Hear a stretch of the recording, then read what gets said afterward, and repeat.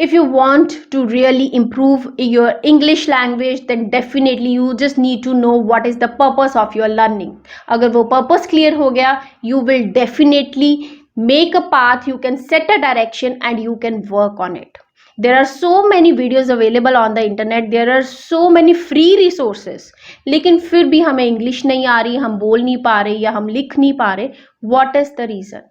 The main reason is क्योंकि आपको purpose नहीं पता कि आपने इंग्लिश सीखनी क्यों है. So first check out that purpose.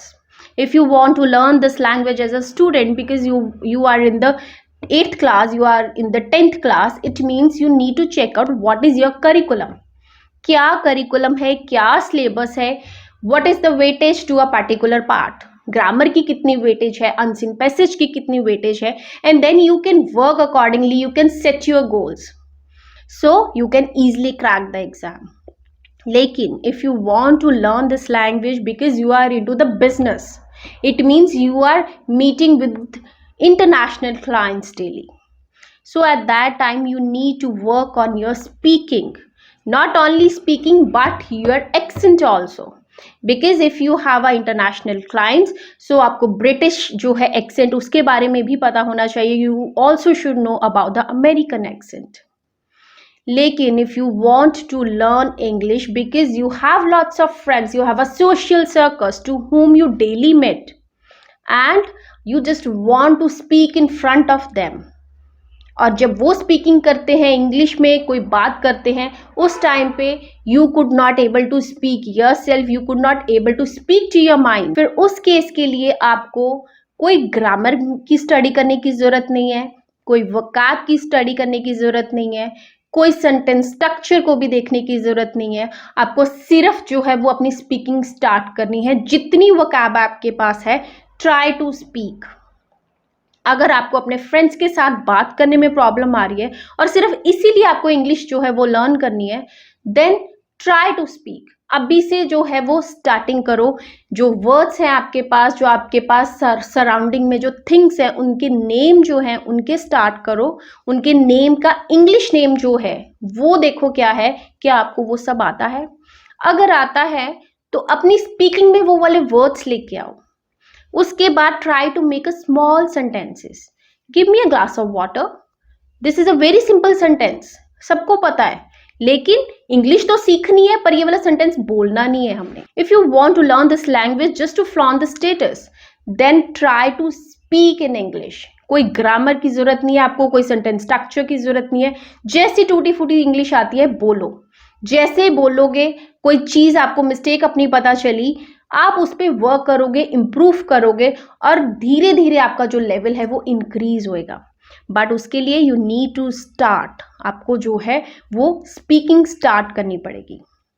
लेकिन अगर आप इंग्लिश जो है वो इसलिए सीख रहे हो because you want to crack any competitive exam, फिर you need to check out the pattern.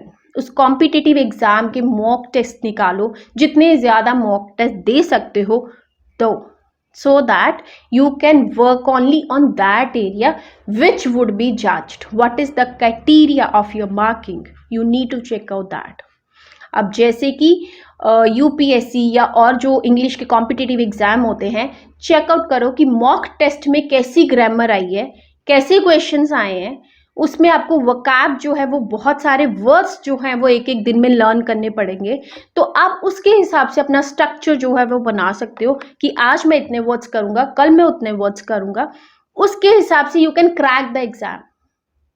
So if you want to learn the English because you have any job interview, you want to clear any interview, at that time you need to check out what are the questions which would be asked into the interview, so that you can work accordingly. Try to find out the description related to that job. क्या उस job की requirements है, कौन वो interview लेगा, कैसे interview पहले जो है वो लिए जा चुके हैं. Check out, there are so many information available on the internet. So if you want to crack the job opportunity and you are learning this language, for that check out the description first. So there are many ways to improve this language. आप अपने लिए checkout करो कि कौन सा आपके लिए work कर रहा है.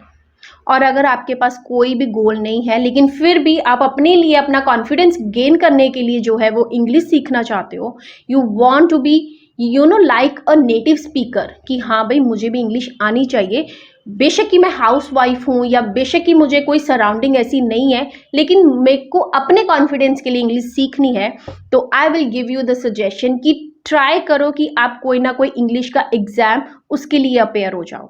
जब आप कोई एग्जाम की तैयारी करोगे तो आपके पास एक टाइम लिमिट होएगा, आपको पता होएगा कि आपने ये एग्जाम देना है, उस एग्जाम के लिए ये रिक्वायरमेंट है, डेफिनेटली आपको एक टाइम बाउंड हो जाएगा कि हाँ मेरे पास इतना ही टाइम है इस स्किल के लिए वर्क करने के लिए, और आप ट्राई करो कि अपना बेस्ट दो। So always if you want to learn this language, set a goal कि आपको ये लैंग्वेज सीखनी क्यों है। This is not a knowledge, this is just a way of communication.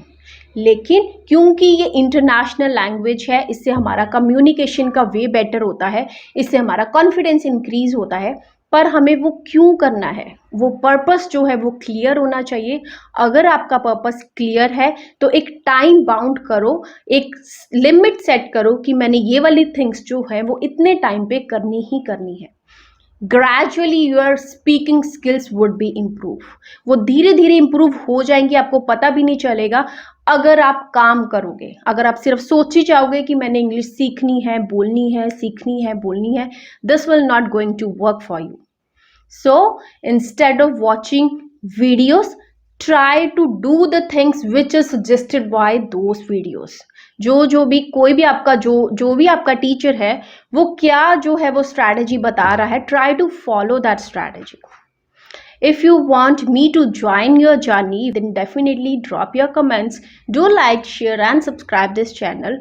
I will definitely post more such videos which may help you to gain this language, to enhance your language. So stay tuned with me. See you in the next video. Thank you.